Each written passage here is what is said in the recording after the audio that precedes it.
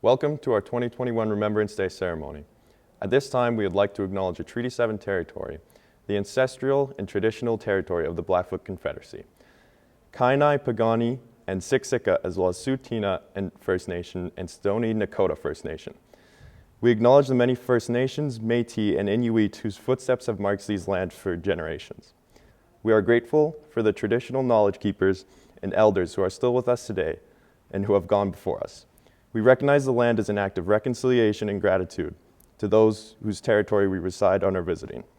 Commemorative ceremonies are solemn in nature. If you have not done so, please remove your hat and turn your cell phone ringers off. Today, we pay tribute and honor those who have and continue to serve in Canada's armed forces. Each year, on Remembrance Day, we take time to honor those who display great courage and bravery. Please be mindful of the sacrifice that our service personnel have made. Treat this occasion with the reverence that they deserve. Give thanks for the freedoms for which they fought so hard for and reflect on the way of life that we enjoy today because of them. At this time, I would like to welcome Mr. Lonsberry to say a few words. Good morning, everyone. I want to first say thank you for the opportunity to say a few words. I think it is fairly universally appreciated in Canada that Remembrance Day is a very special occasion. I do, however, worry that the significance of November 11th will begin to fade in people's consciousness. We just simply cannot let that happen. It is too important to those who have served, their families, and everyone who has been directly touched by their service to let their sacrifices fade in our memories. It is too important to us as a country, and hopefully to each of us and our identity as Canadians, to let the importance of November 11th fade. It is too important to our world right now, world that continues to be fractured by war and conflict, to let the human impact of individual people's sacrifices fade. And so, particularly when we are again forced by circumstance to host a virtual Remembrance Day ceremony instead of an in-person event where you can better feel and hear the emotion in the words spoken, the bagpipes stir us to a greater sense of occasion, and we have the opportunity to say thank you directly to a veteran or someone who is currently serving in our military or peacekeeping forces. We must do what we can to honor and keep alive this occasion. I'm concerned that this virtual ceremony, conducted out of necessity, will allow each of us to further insulate ourselves from the outcome of war and conflict, and thereby allow the significance of November 11th to fade just a little bit more in each of our minds. This year, given the fact that we just recently recognized the first National Day for Truth and Reconciliation, I wanted to recognize the Indigenous soldiers and service members who have served on our behalf since the First World War. According to Veterans Affairs Canada, over 4,000 Indigenous people served during the First World War. The tradition of serving continued into World War II, where a similar number of Indigenous people answered the call to service. It is not known the number of Métis people who joined the service for those conflicts. Regardless of number, their service and in many cases sacrifices must be remembered. Students, I hope that everyone will make a point of seeking out a Remembrance Day ceremony in the community that you can attend on November 11th. It is important to recognize and therefore maintain the significance of this day in our school community by hosting this virtual ceremony. But it is another statement of gratitude and recognition for you to attend a community-based ceremony where veterans and currently serving service people are in attendance, so you can demonstrate in person your thanks and appreciation for their dedication and selflessness. Thank you. Thank you, Mr. Lonsberry. Please rise for the trooping of the colors followed by our national anthem.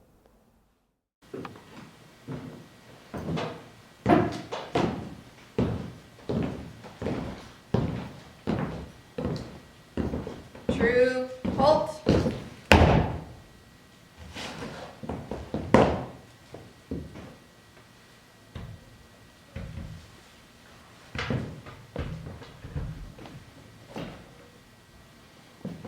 Attention.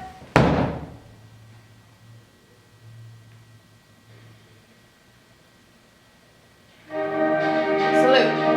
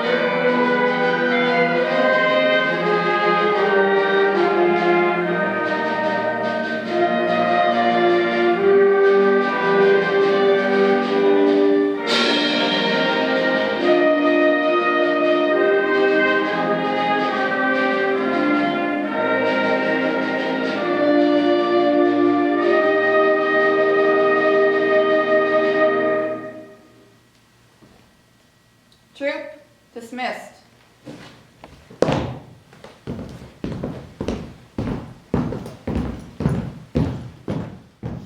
Across Canada and many other countries, people gather on November 11th to honor the courage and devotion of brave men and women who made the supreme sacrifice of dying for their countries.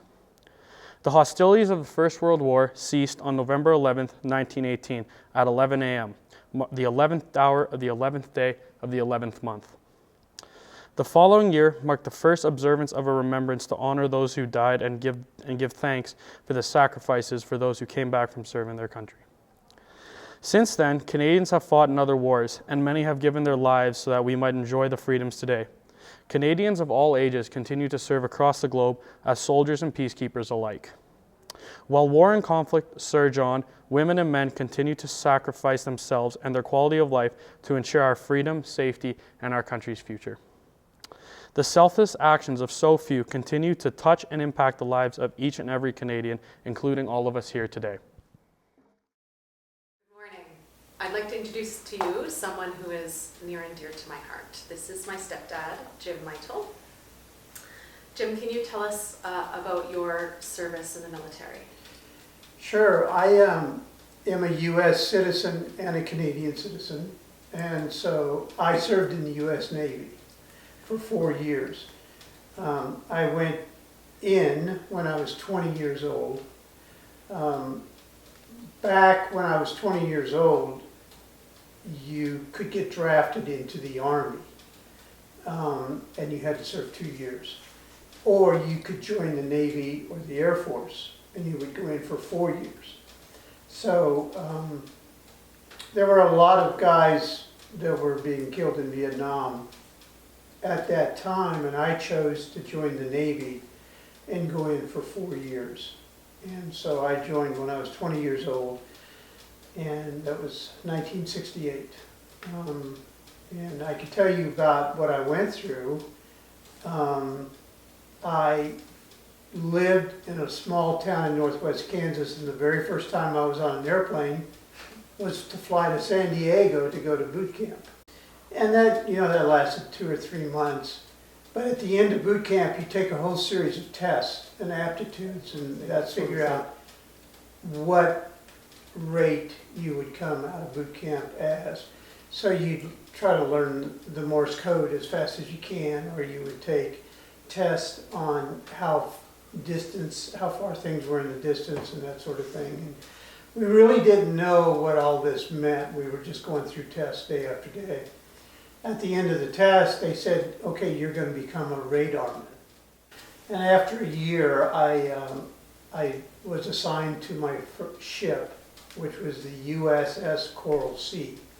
And that was an aircraft carrier. It was 6,000 guys. And at that time, there were no women on the ship either. And I was assigned to OI Division, Operations and Intelligence. The first 3 or 4 months on the ship, we did sea trials, where we would go to sea for 3 or 4 weeks, and we'd have all kinds of trials, everything from man overboard to a plane is coming at you, what do you do? And get us ready. And it just drill all the time. Finally, in about June of 1969, then we deployed and went to Vietnam. Our ship went into a place called the Gulf of Tonkin, and that's in the South China Sea. And what we would do is we launched aircraft 8 to 10 hours a day in support of the ground forces in South Vietnam and also in places in North Vietnam like missile sites or the Ho Chi Minh Trail or that sort of thing, just to try to stop the flow of personnel and ammunition and everything to the south, because that's how the war was going. The North Vietnamese was invading the south and trying to take it over. As a radarman, we stood watch on a radar, and we could tell when a MiG took off from Hanoi in North Vietnam the minute it took off. And we would let the MiG fly around North Hanoi or North Vietnam all they wanted. But the minute they came feet wet or across the water in the Gulf of Tonkin, we would launch our Alert 5, which was 2 jets on the catapults. And we would launch the Alert 5 and they would chase the MiGs back into North Vietnam. No one ever flew over the Gulf of Tonkin unless it was friendly. And that was part of my role, was to monitor every flight of every aircraft that was in the air, friendly or foe, and to let the admiral that I worked for know, and then he would say, launch the Alert 5 or do this. The radar I was on collected all that information into one radar, and the admiral staff and a full commander, a three-stripe commander, sat beside me the entire time, and I operated the radar. And so I talked to every pilot that flew off the carrier. And if a MiG came towards us, the commander would say, engage that MiG with this F4. And so I would draw a line on my computer, connect it to that, and I would talk to the pilot, and then he would engage that MiG, he would engage that MiG. And then when we'd have one of our guys shot down, I talked to the pilot, and tried to get them feet wet. In other words, tried to get them back over the Gulf of Tonkin where we could pick them up with helicopters. So we had, on a couple of occasions, a guy down, and I would be talking to him, and we'd say, we're going to send in, and then the North Vietnamese would shoot down the helicopter. Or they'd shoot down missiles to the A-7 bombers. And so we would move, and we would talk every 2 hours on the 15-minute mark, so 2:15, 4:15, into his wristwatch. And we would move him to different locations, and he would move on the ground, and we tried to pick him up. And there were times when, after 2 or 3 days, we knew we'd never get the guy rescued, so we had to say, we're abandoning this mission because we're losing too many other people. And then the Vietnamese would come in and pick him up, and he'd be prisoner of war. So that was decades ago. Yeah, it was 1969, and then again in 1971. So fast forward to 2021, why is Remembrance Day still important?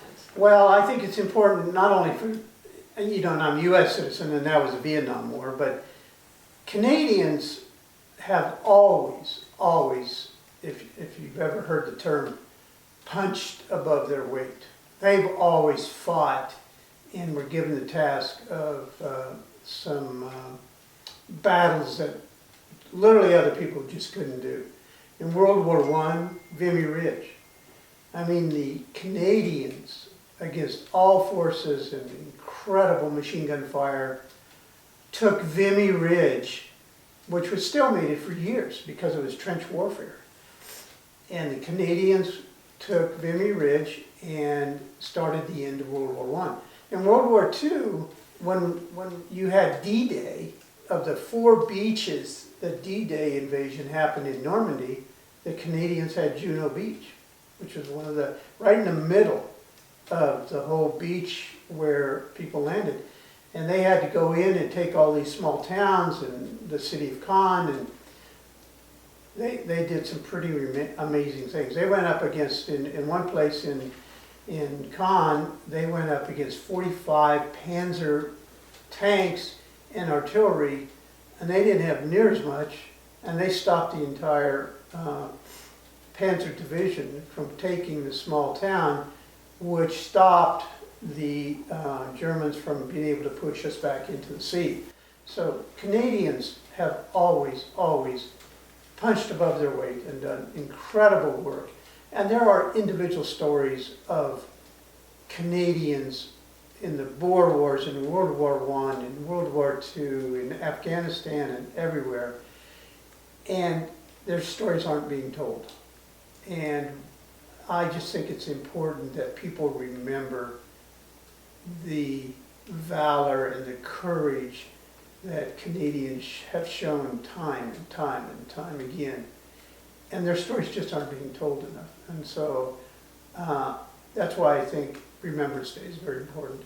for everybody to stop for 2 minutes on November 11th at 11 o'clock and just have 2 minutes of silence and think about what all those, and women. Because in World War II, there was a tremendous amount of work being done by women flying aircraft over to Europe. And even the Girl Guides in Canada, in Alberta, in World War I, the Girl Guides sent more packages of first aid kits than anywhere else in the world. And they sent them all to the guys in the trenches in World War I. So everybody deserves credit for this. So I mean, there's just a ton of people that deserve to be remembered for what they did. I know you really value education and lifelong learning, and learning about our history. And you've continued to serve the military by being on the board of directors of LUR Canada, which gives interactive educational resources to schools and museums. Tell me a bit about that and a bit about how you, what people of today can continue to do to honor and service people of today beyond Remembrance Day. There's a lot of ways. So you can go to valorcanada.com and watch the videos. We have 3D videos. But more importantly, I think, if you know somebody that served, talk to them. Just go, don't be afraid to go up and say, if you served, first of all, thank them and say thank you for your service. But could you tell me what it was like when you served and what you did? I think so many people in the world today just don't know where to start. They don't know what to say.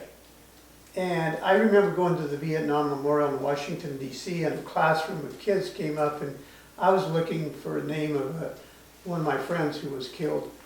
And this classroom came up and they said, "Did you serve?" And I said, "Yes, I did." And they said, "Thank you," in unison. And then they asked me all kinds of questions. And there's not a stupid question. There are a lot of esoteric questions that I didn't know how to answer, but do not hesitate. Just sit down and talk and listen. Because most veterans don't know how to begin to talk about their service. And no one ever really shows an interest unless they sit down and ask you. So you just don't talk about it. I mean, the greatest generation ever, the guys that served in World War II, they're known for coming back from World War II and never talking about it. And no one ever asking. But nobody knew how. And they didn't know how to share it with someone who hadn't been there. So just simply, if you have an aunt, an uncle, or grandfather, or father, or anyone who served, simply sit down and just ask the question, what was it like? Jim, thank you for your service. Well, thank you. And thank you for sharing your story with us today. It's been my pleasure. Here at Springbank, we are very fortunate to enjoy liberties like peace and security, often without a second thought. It is important that we understand the freedoms we enjoy are due to the sacrifices of those who served and fought for us. We are fortunate to live in Canada, so far from the conflict that many other places in the world experience on a daily basis. Each November, poppies bloom on the lapels and collars of millions of Canadians.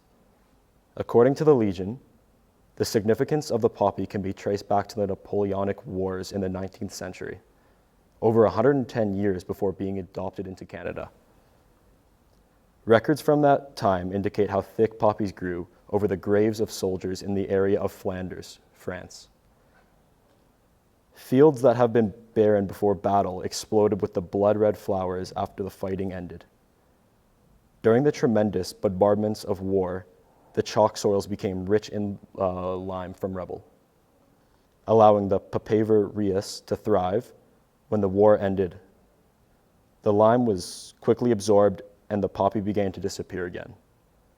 The person who first introduced the poppy to Canada and the Commonwealth was Lieutenant Colonel John McCrae of Guelph, Ontario, a Canadian medical officer during the First World War. John McCrae penned the poem "In Flanders Field" on a scrap of paper in May 1915.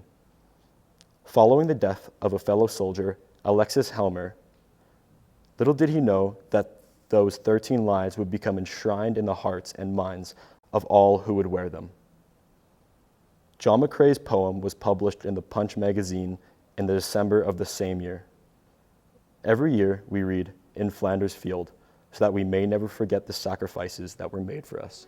100 years ago, an inspiring woman had a vision, a bright red poppy to honor veterans who lost their lives in the First World War and to help raise support funds to help others in the aftermath. The idea was conceived by Madame Anna Guérin of France, sparked by John McCrae's poem In Flanders Fields. Anna had originally founded a charity to help rebuild war-torn regions of France after the First World War. Poppies made of fabric were sold to help her charity. She presented the concept to France's allies, including the Great War Veterans Association in Canada, which later became the Royal Canadian Legion. The idea was adopted, and the poppy symbol made its first appearance in Canada on July 6, 1921, the year of the first poppy campaign to support our veterans. To mark the symbol's 100th anniversary in 2021, the Royal Canadian Legion produced a replica of the original fabric pin. The familiar image has come to reflect the sacrifices of fallen Canadian veterans from all arms of the military and from all missions, including 2 world wars, Korea, Afghanistan, Bosnia, peacekeeping duties, and other assignments. Canada's Parliament entrusted the Legion with the exclusive right to use the poppy as the nation's symbol of remembrance and to safeguard its image, a pledge it honors today. 100 years later, the symbol is unmistakable. Its meaning still deep. The poppy of remembrance honors sacrifice. The poppy of remembrance cries, never again.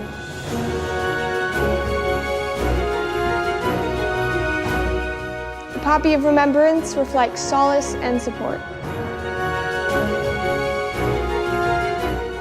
Anna Guérin's vision lives on. To learn more about how the Legion helps veterans, visit legion.ca. In Flanders Fields by John McCrae.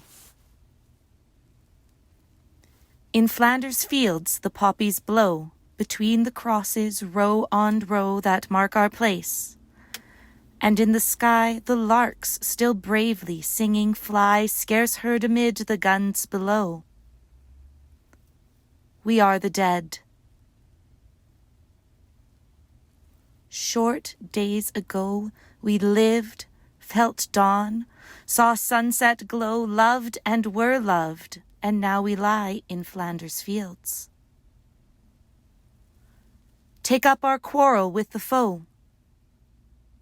To you, from failing hands we throw the torch. Be yours to hold it high. If ye break faith with us who die, we shall not sleep, though poppies grow in Flanders Fields.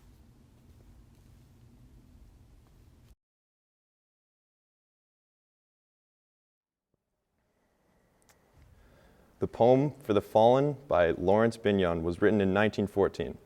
In the poem, England is personified as a mother and her metaphorical children, and proudly gives thanks to the mourns and losses of the British soldiers who died in Europe during World War II. Despite England's collective misery, death is personified as nobility which light to the tears shed by the rest of England. Binyon was considered too old to enlist in the army during the Second World War. He volunteered as a British hospital for the French soldiers. This poem holds great significance for our soldiers globally. As you listen to the poem, take some time to reflect on how the poem reflects on those who are impacted by war and combat. Traditionally, we lay flowers on graves and memorials to honor the deceased. The wreaths laid today, behold your eyes, represent Canada, Alberta, and more specifically, the staff and students at Springbank Community High School. As the wreaths are laid, the speaker will say, "We remember them," And then we ask you as an audience to say, "We remember them." We remember all Canadian men and women who served in battle and endured danger and fear. We remember their lives and how they were evidently cut short. We remember who they were and who they may have become. They were young, as we are young. They served, giving freely of themselves. To them we pledge, amid the winds of time, to carry their torch and never forget. We will remember them. We remember those who faced battle unarmed, innocent civilians on all sides, in all places, and in all times who suffered and died undeservedly. We remember those who faced social exclusion and prison as peacemakers, where their only weapon was a radical idea that life is precious and in need of equality. The idea that violence represents failure of human imagination. We remember the innocent lost lives to the violence of war. They shall grow not old, as we that are left grow old. Age shall not weary them, nor the years condemn.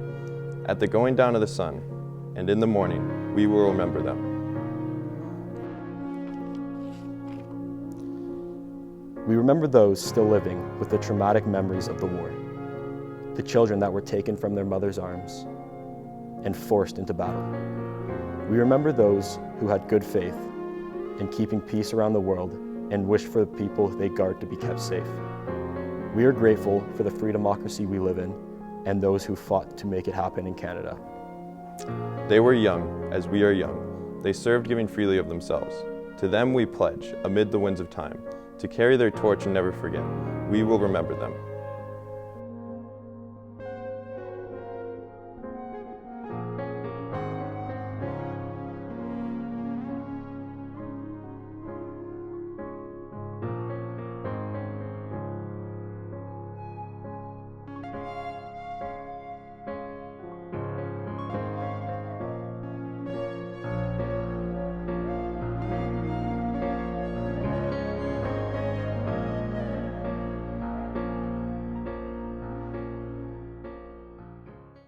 A mother for her children, England mourns for her dead across the sea.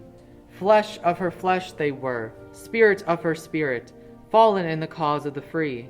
Solemn the drums thrill, death august and royal, sing sorrow up into immortal spheres. There is music in the midst of desolation, and a glory that shines upon our tears. They went with songs to the battle. They were young, straight of limb, true of eye, steady and aglow. They were staunch to the end against odds uncounted. They fell with their faces to the foe. They shall grow not old, as we that are left grow old. Age shall not weary them, nor the years condemn. At the going down of the sun, and in the morning, we will remember them.